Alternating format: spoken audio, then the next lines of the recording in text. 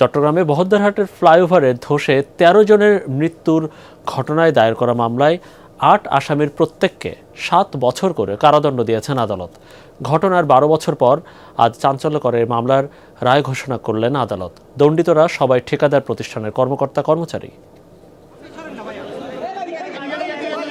বহদ্দারহাটে ফ্লাইওভারের গার্ডার ধসে ১৩ জনের মৃত্যুর ঘটনায় দায়ের করা চাঞ্চল্যকর মামলার ৮ আসামিকে সকালে হাজির করা হয় চট্টগ্রামের চতুর্থ অতিরিক্ত মহানগর দায়রা জজ আদালতে। এরা সবাই ঠিকাদারি প্রতিষ্ঠান মীর আক্তার পারিশা জেভির কর্মকর্তা-কর্মচারী। মামলার রায়ে ৮ আসামির প্রত্যেককে ৭ বছর করে সাজা দেন আদালত। পাশাপাশি ৩ লাখ টাকা জরিমানা, অনাদায়ে আরও ৬ মাস সাজার আদেশ দেয়া হয়। এদের অবহেলা প্রতিষ্ঠানের অবহেলা, সেটা উনি মেসেজ হিসাবে বলেছেন। মানে প্রতিষ্ঠান দায় এড়াতে পারে না। বাংলাদেশের মধ্যে যতগুলি ঠিকাদারি প্রতিষ্ঠান আছে, এই ধরনের বড় বড় প্রতিষ্ঠান যে কাজ করতেছে, তারা অবহেলা করলে এই ধরনের সাজা হবে। এটা হলো জেনারেল একটা মেসেজ।